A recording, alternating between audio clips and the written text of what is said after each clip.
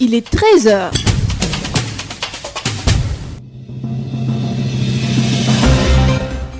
jërë ngeen jëf mbokku déglukat yi asalaamaaleykum benn waxtu bu mooy soog a jot ci njolloon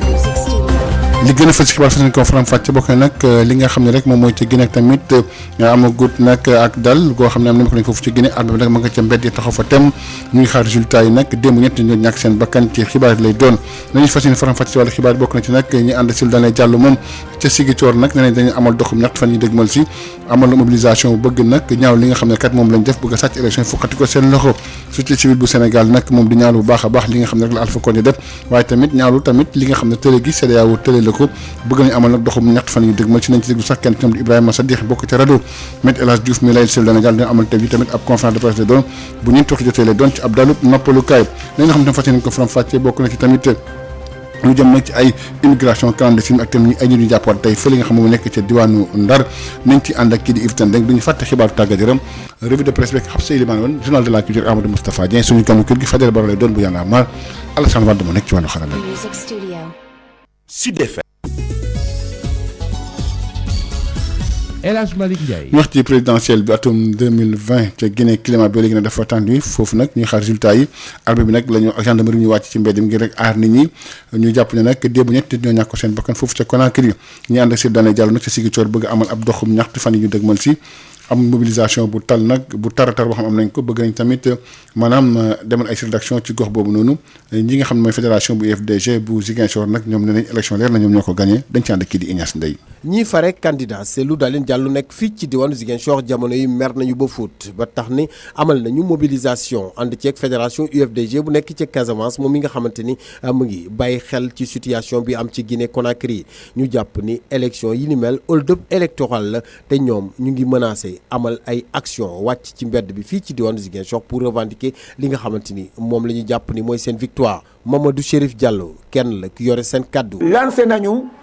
appel un vibrant et pressant appel à son excellence le président Macky Sall koo xam ni il n'a qu'à user koo xam ni dañu ko wóolu ci Afrique ak hors d'Afrique ñu ngi koy ñaan nañu dimbali nañu jàppali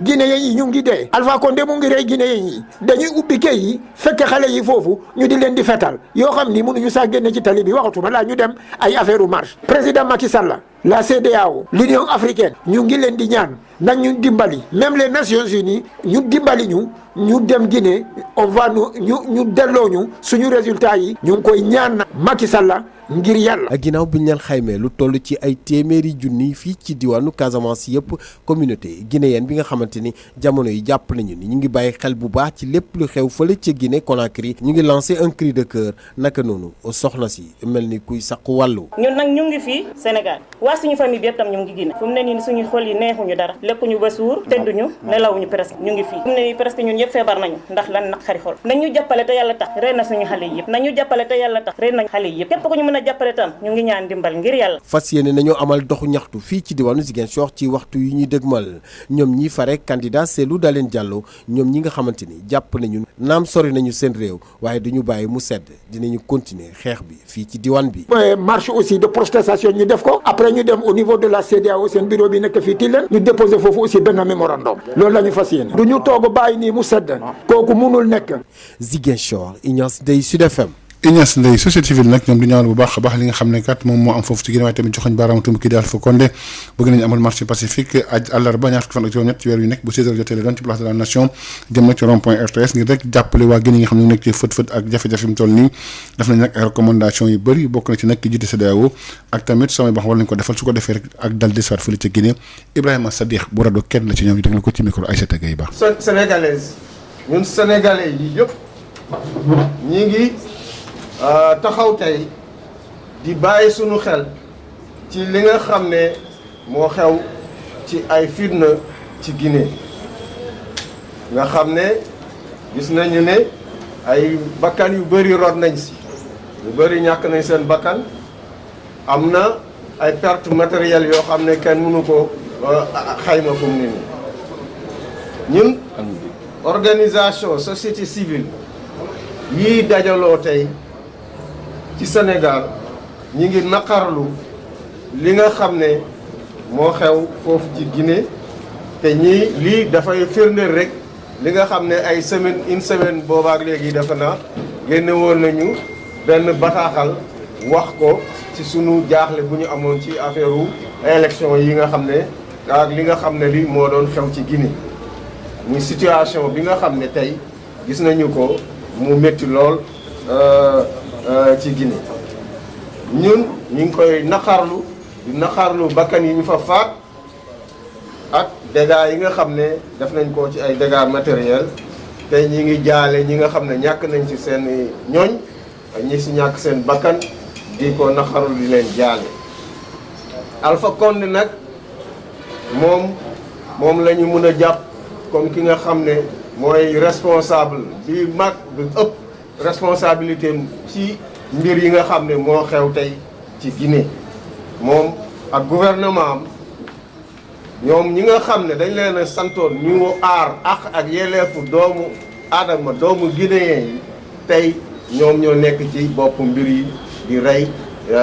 di bunduxataal di fitnaal alors askanu Guinée lii nag dafa nekk loo xam ne dafay wane rek ay limite loo xam ne nii néew doole loo xam ne sunu institution yi dañu ko néew doole.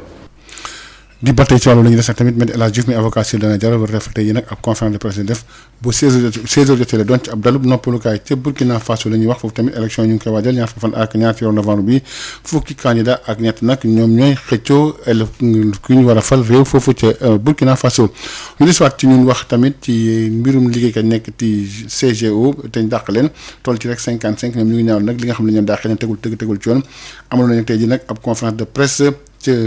siège frappe wax dëgg directeur kii di Mamadou Ly Seye moo yor seen kàddu ci micro Ismaïla Marcel Colly. le 1er avril lañ commencé confinement bi. confinement lu toll ni entreprise bu nga xam si ni yor na lu war a tolleeg 700 personnes nga bëgg leen a dëkkal ñoom ñëpp si benn place. dafa laaj préparation ak liggéey ak waxtaan. mais GCO dafa décidé nu ko neex. confiné ñu par force. que fa ñu dëkkaloon. néeg boo xam ne ñeenti nit a fa war a dëkk. ñu def fa lu mat ñeenti nit. aménagé fa ay bâche yoo xam si ni ay bâche foire la. soo calculer néeg bi 2 mètres lay doon. bi yàlla defee nawet bi dugg. taw bi suñu kaw lay wàcc parce que néeg ya baaxul woon. ñu dem à un certain moment. CIS mi nga xam si ni moom moo yor restauration bi. muy entreprise sous-traitance bi nga xam moo yoroon restauration bi. am problème ak employeur bi loolu amee ñoom takk nañ ay brassard rouge pendant 15 jours. ñu bàyyi leen ñoom itam bañ jàll à une vitesse supérieure mooy ñu toog ñaari fan la tooguñu. te restaurant boobu moom mooy gérer les repas du personnel de GCO. deuxième jour bi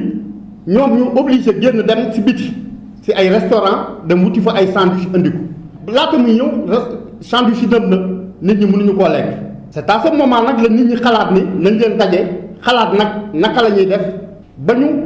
mën a wax ak le personnel wala ñu xam exactement lan moo waral lii. ci à ce moment nag lañ ni dañuy jox ay demande d'explication bi ñu jox it dafa xaw a doy waar boo teg dañaa jox demande d'explication sax nga tontu ñu licencier la nga mën a comprendre mais yow dañuy jox demande d'explication ni la nga génn biir usine bi forcé la nga génn ñu génn fii dem suñu kër ba 28 jours après ñu envoyé huissier mu indil la ay lettre de licenciement bi loolu amee ñu itam amuñu fenn fu ñu ko jooyee loolu ki nga xam si ni mooy inspecteur du travail ñu xamal GCO ni ko lii nga indi fii ak li nga wax mënoo see dàq ay nit beneen bi ay vidéo de surveillance yoo xam ne dañ ko installé ci usine bi vidéo de surveillance dañ ne boo ko installé ci usine da ngaa war a am avalu inspecteur du travail ak tribunal du travail donc kon dañuy woo suñuy autorité woo le président de la république di ko xamal ni ab société ngi fi une société française ñu koy wax GCO nekk ci filière Eramet vraiment war nañoo taxaw xoolaat ko wax ko dëgg parce que nag ci réewu droit lañ ne ñu ñaan le président de la république mu agir nu mu gën a gaawee. ñu wax ci wàllu mbas mi ak tamit situation du jour wàllu Covid bi ñu jàpp ne nag fukki nit ak juróom-ñaar ñu am wopp si di mbas mi am na nag ñoo xam ne dañu leen testé ci coronavirus bi amul na kenn ku ci ñàkk bakkanam am na ñeenti yoo xam ne kat ay cas grave lañu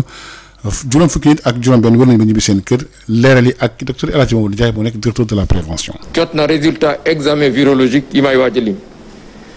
ci junni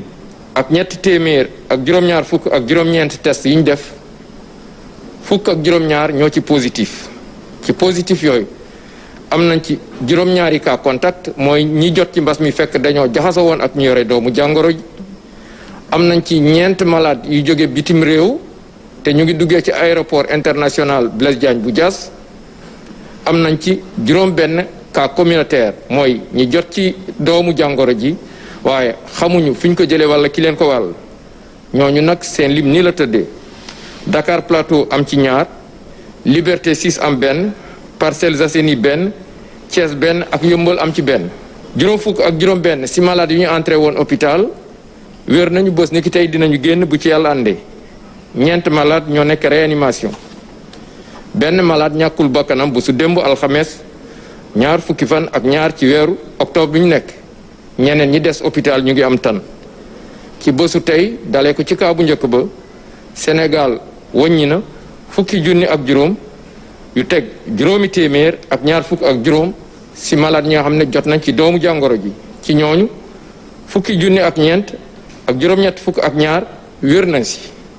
3 téeméer ak 2 fukk ak benn ñoo ñàkk seen bakkan mu des junni ak téeméer ak 2 fukk ak benn ci lalu hôpital yi wala ci loxo docteur yi ministère de la santé et de l'action sociale mu ngi ñaanal ñooñu des hôpital yàlla may leen tan ba ñu génn ak jàmm. ñu wax ci li nga xam ne rek moom moo nekk ca Ndar ak tamit teg loxo gi ñu teg loxo nag commissariat bu police bu arrondissement bu Ile bi nag moo jàpp loxo fukki ak juróom-ñett yoo xam ne kat dañoo jëmoon jaar ci ndox mi ngir rek dem fële ca Europe am na nag ñett ñu leen doon yóbbu ay convois fi mu toog teg nañ leen loxo ba caabi di leen féetee ginnaaw ñu waxee ci ñaar fukki borom ñaar tur ak juróom yi nga xam ne dañ leen di àtte nag ca Mermoz war a jënoog àttekat bi tey ji lay doon ba tey ci wàllu wala ñu des ak tamit li nga xam ne rek mooy borom ñaar tur yi nag dafay bëri lool ci Sénégal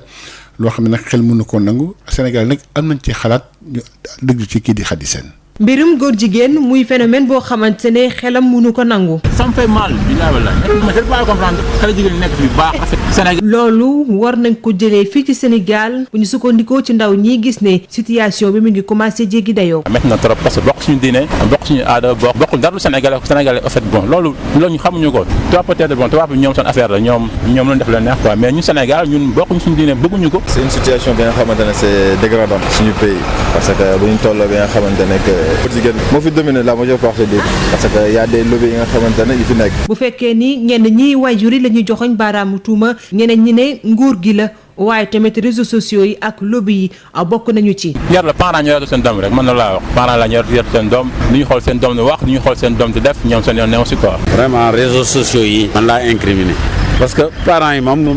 on peut plus parler boo waxee ñu responsabilité parents yi taluñu xale yi ku lekkul naanu loolu da ngay kii talu puis aussi danaa wax na leen aussi l'état aussi n'a pas joué son rôle l'état sax mag noonu parce que ci référendum bi ñuy kii genre yi ma xamoon yooyu so gars yi ko voté ñi ngi yëpp a ngi ci biir. lobby yi fi nekk surtout ça moo leen poussé moo leen jox benn audace ak benn capacité bi nga xamante ne am nañ mainmise fépp ci société am nañu mainmise et donc de ce fait moom nguur gi moom ndax entre parenthèses quoi. luñ ci gis ni saafara mooy rek soppi texte yi nga xamante ne teg nañ ko fi ngir daan genn yu ni mel waaye tamit gën a taral sanction yi bu ñu mënulee doxal lii di charia. je pense que tamit si code bi la quoi il faut ñu xaar code bi parce que code bi information yi mu am moins bon dañ ko kii quoi ils l'ont pas très bien situé. dañu ne article nature rek bon c'est pas sanction yi bëriwul mais bon dañu war a dem assemblée voter ay loi yoo xam ne en fait bu ñu xam ne que ñu durcir sanction bi bu ko defee. il faut ñu appliquer di charia des fois. Sénégalais yi xalaat ne organisation yi mel ni Jamra war nañ leen gën a dooleel tey woo askan wi ñu gën a ubbi seen bët xool tey boole lépp loo xamante ne xeetoog nag mbiri góor jigéen.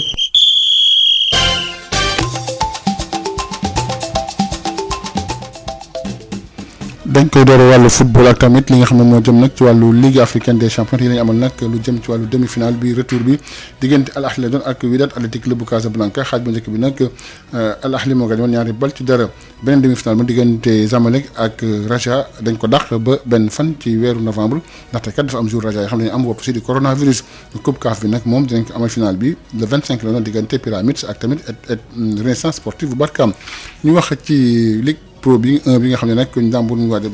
boppam bu baax a baax ren jii nag li ñu bëgg moom mooy équipe boo xam ne kat bu ñëpp gis seen bopp la doon bu ràññee ko ci saison bi ambition club bi Louga bi nag bëgg nañ nag jël ay trophées yoo xam ne teg nañ ko ren ji dañ ci ànd ak kii di Lamine Gueye Samane. gagné championnat bi jël coupe du Sénégal ak coupe de la ligue mooy bëgg-bëggu Azak Ndiambour atum ren ji Mor Sil Arke moom la ñu dénk lépp lu jëm si wàllu section football bi. président bi nga xam moo fi nekk moom li mu gis rek mooy fu mu dem dafa war a gagné moo tax mu ñëw jël équipe bi pour bëgg a gagné lépp lu si war nag mi ngi koy def pour bëgg a gagné waaye parfois football dadul ni koom-koom rek mooy tax muy gagné am na leneen lu tax kon jàpp naa di ñett at yi muy weesu war na si jàngat lu bari ba ren ji war nañ góorgóorlu ba moom li mu bëgg ak dëkk bëgg ko ñu defal leen ko mooy gagné championnat bi wala ñu gagné benn coupe. ngir am bëgg-bëgg bi ni mel nag koppar ak jumtuwaay yi nga xam ne moom la président équipe bi di joxe moom mi nga xam ne mooy maire dëkk bi di te ministre de l'industrie Moustapha Diop loolu rek doyul tax na nag am na yeneen joueurs yi nga xam ne ñu ngi leen di jëggaane si jamono yi ñu toll ngir gën a dooleel bépp pàcc si biir équipe bi waaye itam remplacer yenn si joueurs yi xam ne fesoon nañu lool ñu toll si ñeent dem daani seen doole feneen. gannaaw bi nga xam ne nii entraîneur saytuwaat li nga xam moo amoon ci at mi génn mu joxoon ñu ab liste boo xam ne dañ la war a seeti seet na leen ba yàlla def na si jàmm ba ñu bëree bëri am nañ leen waaye laata nag ñuy am ñooñu am joueurs yoo xam ne nii ñi ngi foon ñu compté woon si ñoom ñu jóge fi dem feneen kon tey fi ñu toll mooy xool nan la ñuy remplacer ñenn ñi danañ jóge Ligue 2 ñenn ñi jóge ci Ligue 1 bi am na sax ñoo xam mën ngeen jële ci division bu gën a néew xayma na leen ni góol yi soxla naa fa benn góol damay téye ña fa nekkoon daaw mooy ñaar ñi défense bi bëgg naa latéral droit ak latéral gauche boo xam day mottil ak peeru axe bi noonu la ko defee. supporters yi itam faw ñu bay seen waar président section sportive Ndiambour. Ndiam moom lépp leen paan ba mu des ay supporters ndax ñoom seen rôle ñu ngi koy remplir bu baax a baax ndax da nga gis sax ab équipe bu la recevoir yow nga dem fa nga nekk étranger mais boo dégloo waa Ndiambour ngay dégg ñuy yuuxu kon ñoom xanaa ñaaxaale rek la doon def ñu gën ko yokk ndax équipe bu ne soxla na am supporter mel ni Ndiambour ndax ñoom duñ découragé te chaque fois ñu ngi ñëw di dem di dikk di yuuxu pour nekk deuxième am parce que football bi fi ñu toll loolu dafa am solo. si fàttali gannaaw bi nga xamee ni dellu si na si Ligue 1 bi boobaak léegi juróomi at la ba tey Ndiambour day xeex dong ngir bañ a wàccaat dellu Ligue 2 wala boog mu nekk si diggi classement bi ki leen doon jottali xibaar yi fii si Louga Lamine Gueye Saman Sud FM.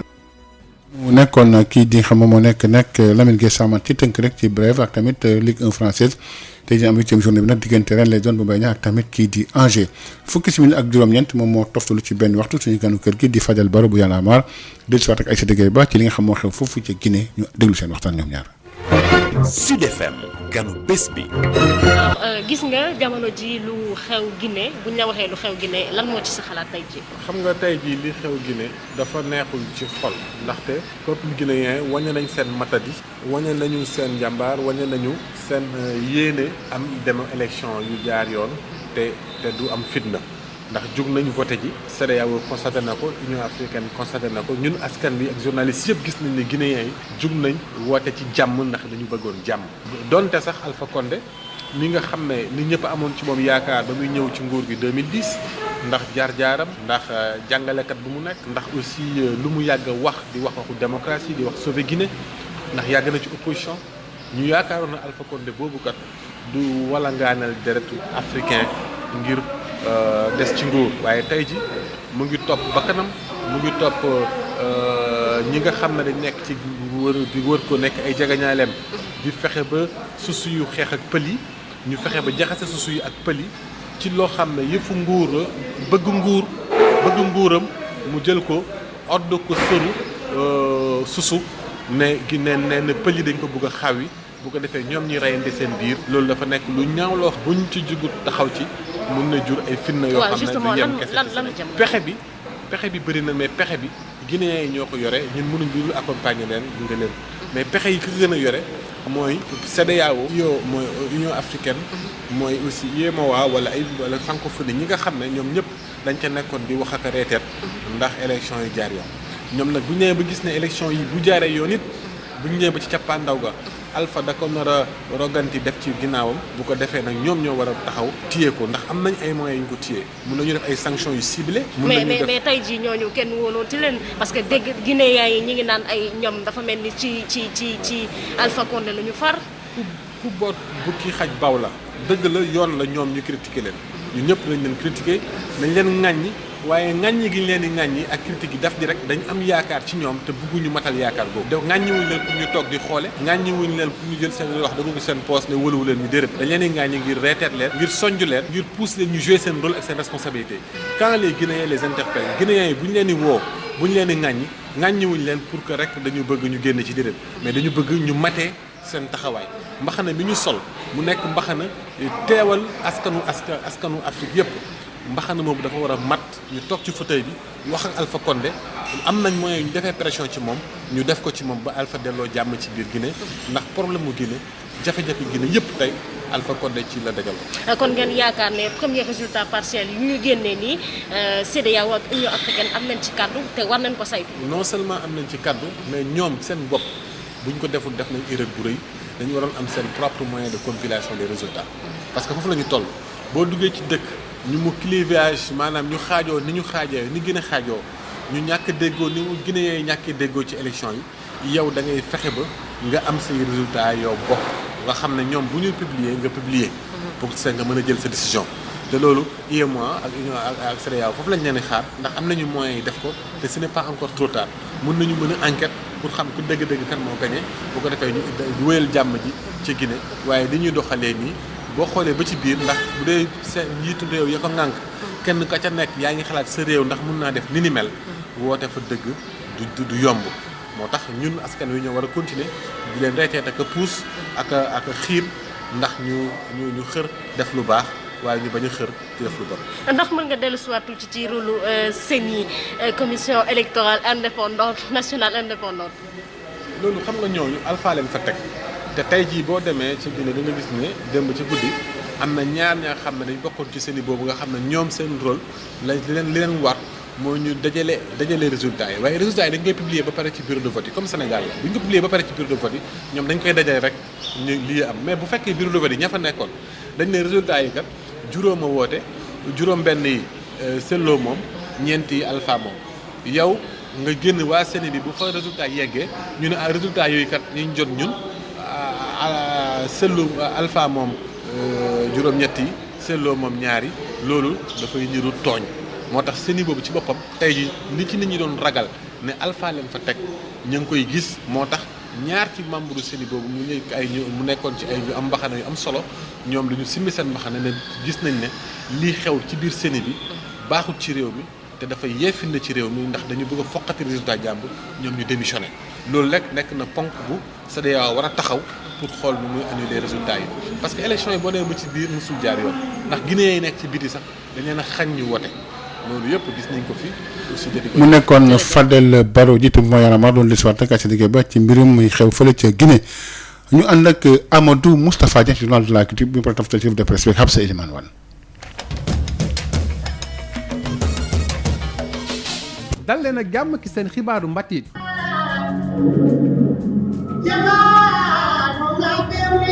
l'écrivain, historien, le militant de la culture africaine que tu es.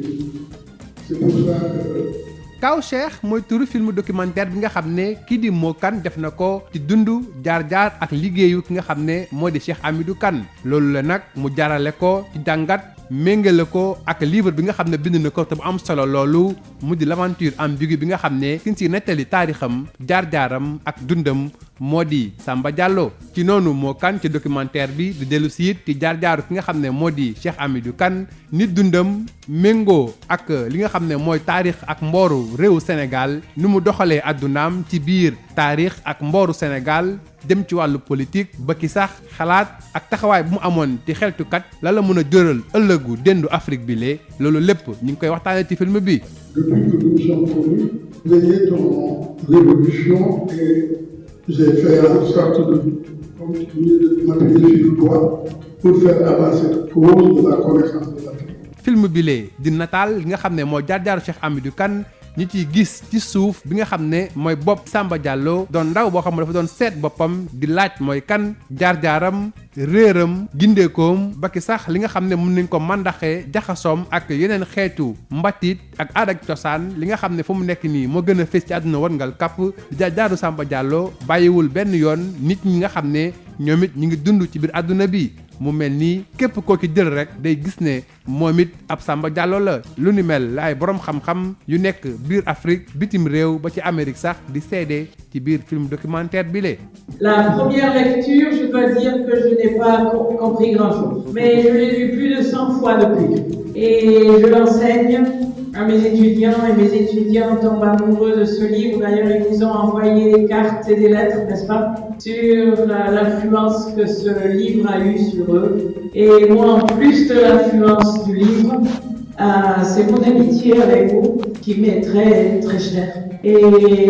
je vous aime de tout mon cœur. Pas m'empêcher de faire le lien entre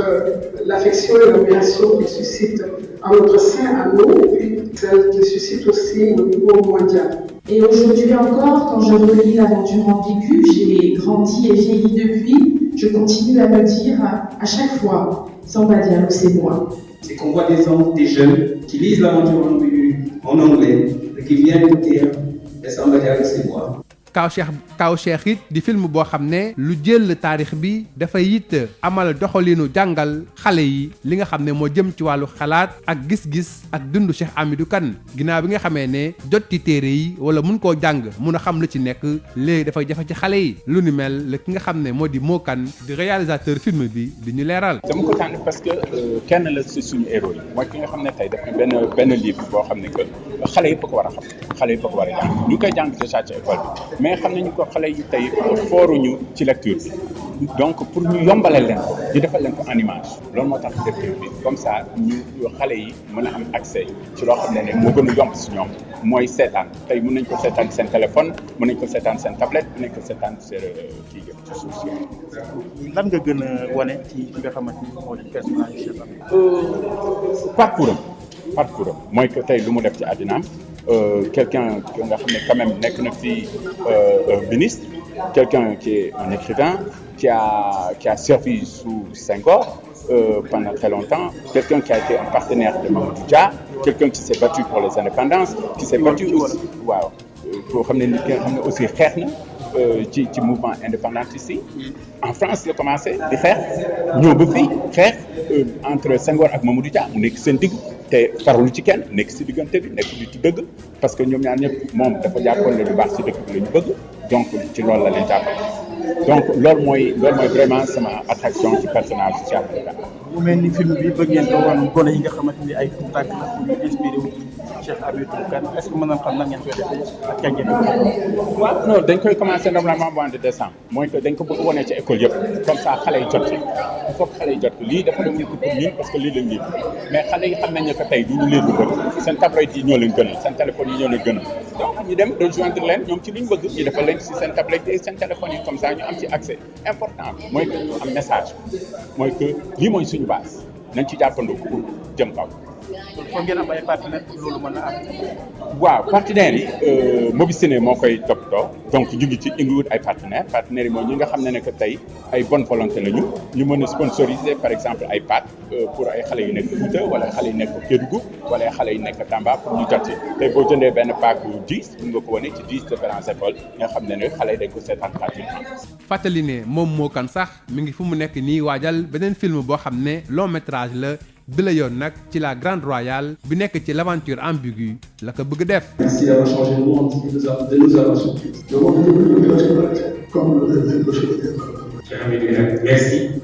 Merci d'avoir lancé l'aventure, même si elle n'a pas été facile, même si elle fut ambiguë. Merci de toujours rester le gardien du temps.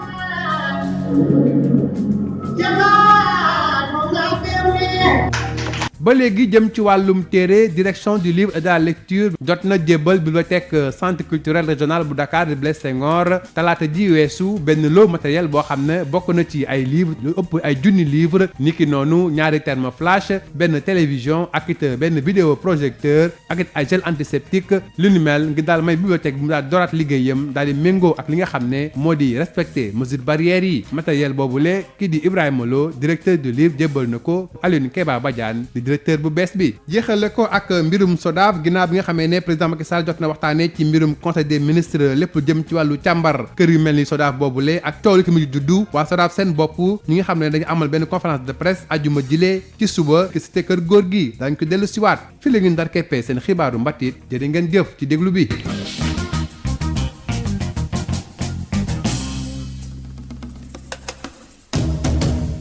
Sénégal ku ne dégg na DSL plomberie et sanitaire kër gi nga xam ni moom moo leen indil gamme bi gën a yaatu ci wàllu accessoire plomberie lépp loo yittewoo ci accessoire plomberie yépp wàcc si na DSL loo bëgg ci PVC pression galva pex ak diamètre boo bëgg na pour seeni adduction d'eau DSL plomberie et sanitaire daf leen di fournir lépp lu ngeen soxla DSL plomberie et sanitaire di représentant wu marque bi di Pimtas fii ci Sénégal Pimtas spécialisé en plomberie mbokk yi dañ leen di assurer qualité produits sanitaires yi di lavabo chaises anglaises baignoire ak bépp accessoire douche lépp lu ouvrier di soxla industriel di ko soxla képp kuy agriculteur jëflanteel ak DSL dañ leen di gunge ak marque bii di nga xam ni moom moo di Inco nag loo ci bëgg ci visseuse perceuse scie sauteuse groupe électrogène batterie rechargeable DSL électricité DSL plomberie DSL sanitaire votre satisfaction notre priorité kon nag mbokk yi mu ngir nga jot leen 33 822 75 45 wala 33 823 31 15 wala 33 957 76 96. Établissement Mbaye et Frères nekk spécialiste ci lépp lu jëm ci tabax kër ngir mu mucc ayib te taaru lu ci mel ni aluminium pour bâtiment fenêtre porte ak protection inox fibrociment pour toiture boo bëggee tabax lu mucc ayib matériaux yu baax te wóor ngay wut. Établissement Mbaye et Frères am na itam gamme rideau métallique lame pleine tube ondulé fer forgé pour menuisier métallique yi inox ngir seeni ouvrage balcon profil d'aluminium ak vitrage faux plafond BA13 ak gamme verre te xam ngeen ne nawet bi yegsi na moo tax étanchéité bi lu fa am solo la pour seeni commande mën ngeen woote ci établissement Mbaye et Frères ci HLM 1 avenue Cheikh Ahmadou Bamba 33 864 75 15 wala ngeen woote ci seen succursale ci lot 3B Scat Urbam Grand Yoff téléphone 33 867 09 24 ca établissement Mbaye et Frères ay ndaw yu xarañte mën seen liggéey ngeen di fa fekk ñu toppatoo leen ni ngeen ko bëggee.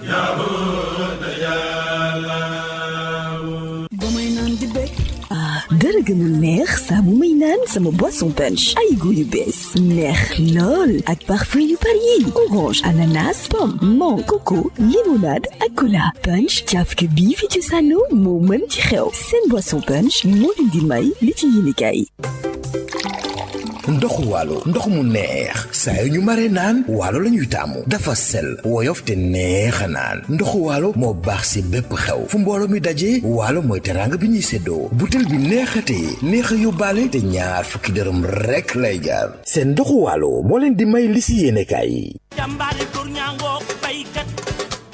Sénégal premier équipement et machine ñu ko naan SPEM ñëpp ràññee ko mu nekk ci domaine nu petite mécanisation bi nga xam ni moom mooy yombal képp ko xam ni da nga di baykat ak képp kuy liggéey mu indil ñu nag ay moissonneuse batteuse ci wàllu ceeb bi dañu daan sëgg nekk ci biir sonn lool mu daal di ñuy indil loolu nga xam ni moom moo di moissonneuse batteuse de riz SPEM indil ñu machine bi bàcc gerte gi di séparer gerte gi ak ngooñ gi ñu koy wax batteuse d'arachide d'une capacité de 600 kilogrammes par heure amit tamit machine décortiqueuse d'arachide moom mooy machine bi nga xam ni mooy xolli gerte gi jël gerte gi teg ko fii mu doon kemb ba noppi daal di jël xollit yi daal di koy tegee nële te it xollit yi mën ngeen ko jëriñoowaat décortiqueuse d'arachide désherbeuse multifonctionnelle mini tracteur de 24 à 28 chevaux remorque agricole herse rotative ak ay moteur 1115 yoo xam ni am na nag quantité bu doy ba noppi ñu yombal leen njëkk yi SPEM day yëngu tamit ci production tricycle de marchandises ak tricycle de transport de passagers Sénégal premier équipement luy objectif am participer ci loolu nga xam ni moom moo di jëm kanamu agriculture fii ci Sénégal ak ci Afrique yëpp noppal ñi nga xam ni ñoom ñoo di baykat yi woo leen ñu ci 77 724 91 91 wala 77 586 58 59 am nañu showroom ca Kaolack woo ñu ci 77 395 53 83 suñu showroom ba nekk Ross Béthio ci 78 530 50 32 suñu showroom ba nekk Kolda ci 78 173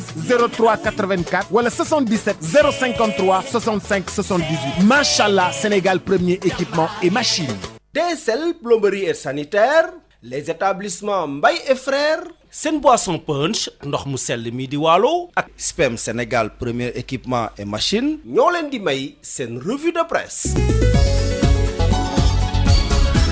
Habsa Elimane Wa. asalaamaaleykum dal leen ak jàmm. ndaje bi amoon démb ci diggante njiitu réew mi Macky Sall ak maire yi ak kàddu yi mu fa yëkkati ak it li xew fële ca Guinée rawatina ca Côte d'Ivoire loolu mooy ponk yi nga xam ne moom la ëttu yéenekaay yi gën a waxtaanee ñu door ko ak Sud Quotidien bi waxtaanee wàllu yorin wu sellul bi nga xam ne dafa jëm ci wàllu suuf si rawatina nag kayit yi nga xam ne moom la ñuy jox ngir mën a am sañ-sañu mën a tabax ci loolu yépp waa Sud Quotidien di ñu xamal ne Macky Sall àdduna ci bu ñu sukkandikoo ci ëttu yéenekaay bu groupe Sud Communication mi ngi xamal ne ni mu ñëwee teewee édition bu njëkk jëmale ci bés bi nga xam ne moom la ñu jagleel ci réew mi wàllu décentralisation ñu ko doon amal démb ci Diamniadio njiitu réew mi wane na nakaram bu baax a baax jëmale ci saax-saaxe bi nga xam ne moom la ñuy saax-saaxee wàllu suuf si te loolu mën na jur fitna rawatina nag nit ñuy joxe kayit yi nga xam ne mooy tax ba ñu mën a tabax ci suuf si ñu joxe te ñu koy joxe di ñi jiite gox-goxaat yi bu ñu sukkandikoo ba tey ci suñu naataangoo bi fare ci avenue Bourguiba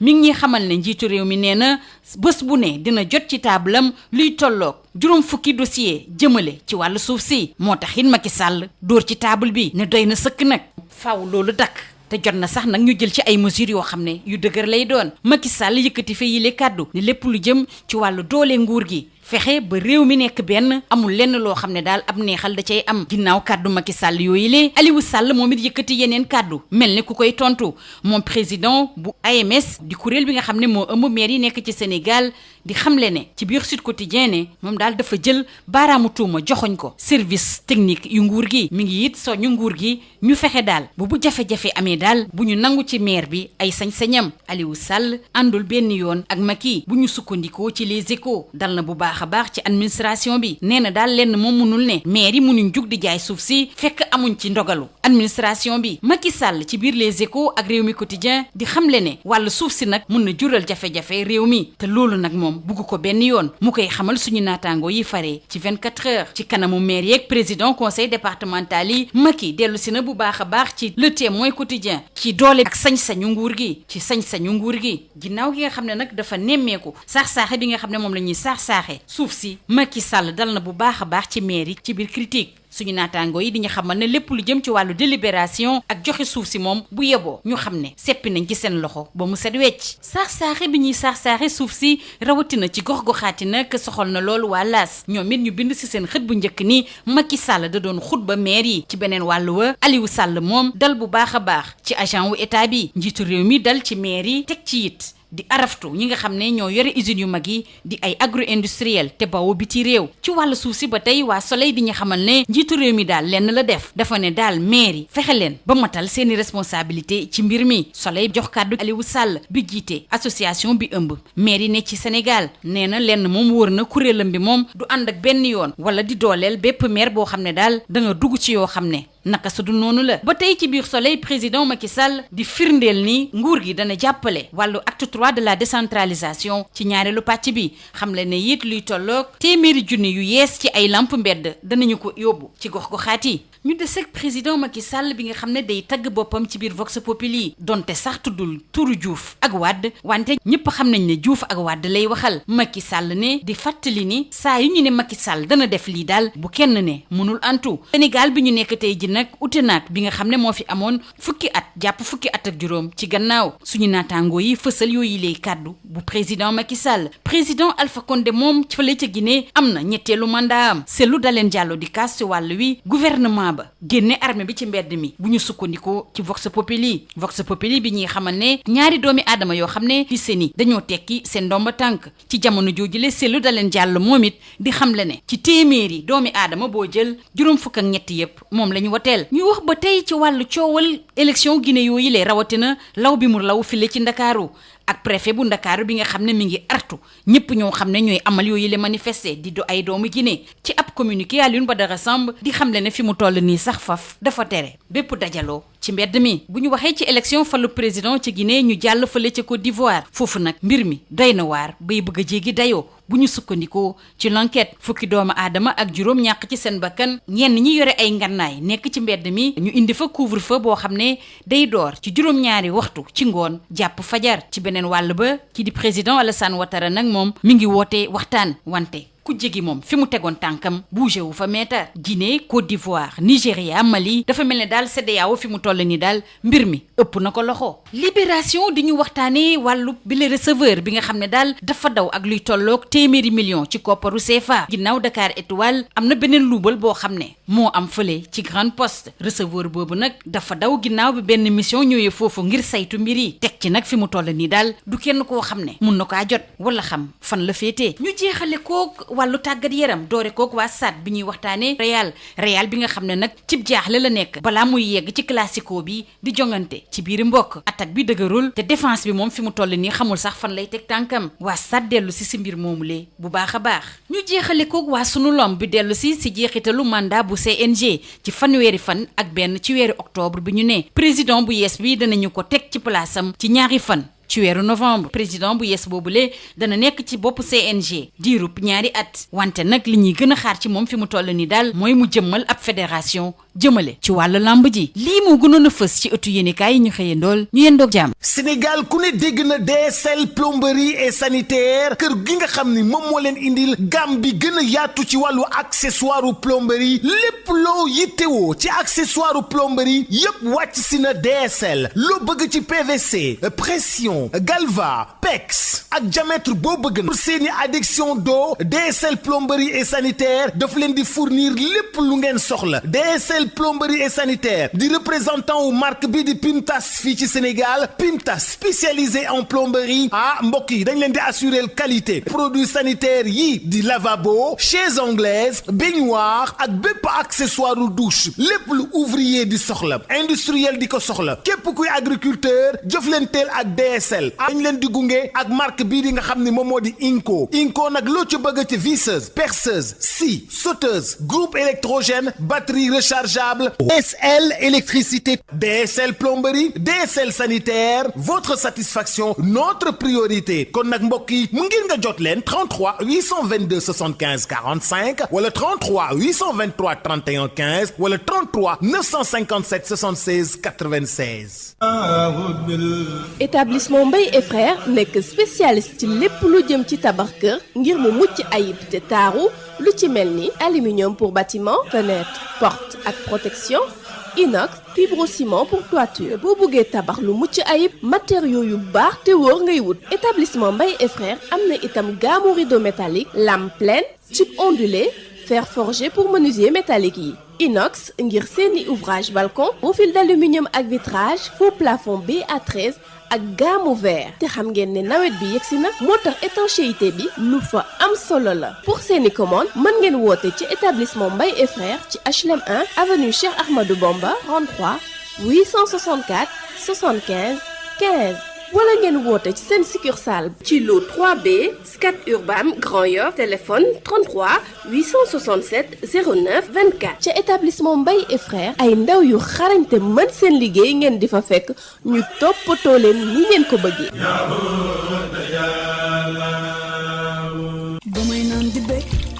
dara gën a neex saa bu may naan sama boisson punch ay goût yu bees neex lool ak parfum yu bari yi orange ananas pomme mangue coco limonade ak cola punch cafka bii fi ci sànno moo mën ci xew seen boisson punch moo leen doon may lii ci yéenekaay yi. ndoxu waalo ndox mu neex saa yu ñu mare naan waalo la ñuy taamu dafa sel woyof te neex a naan ndoxu waalo moo baax si bépp xew fu mbooloo mi daje waalo mooy teraanga bi ñuy séddoo butel bi neexatee neex a yóbbaale te ñaar fukki dërëm rekk lay jaar seen ndoxu waalo moo leen doon may li si yéenekaay yi.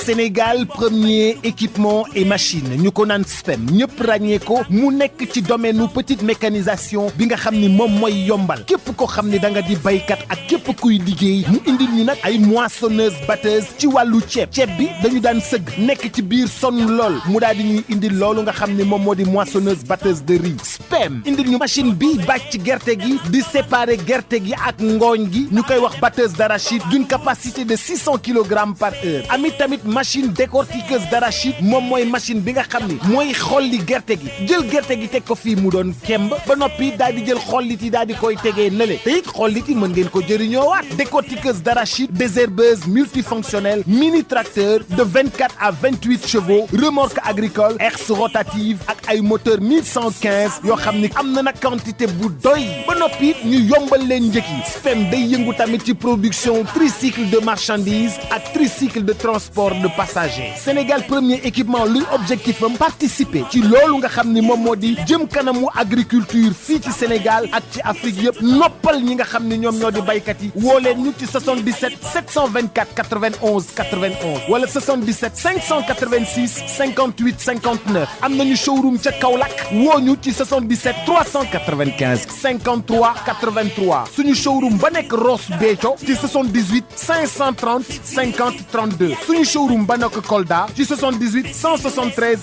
03 84 wala 77 053 65 78 machallah Sénégal premier équipement et machine. DSL plomberie et sanitaire les établissements Mbaye et frères seen boisson punch ndox mu sell mi di Waalo ak SPEM Sénégal premier équipement et machine ñoo leen doon may seen revue de presse. El Hadj Malick Ndiaye.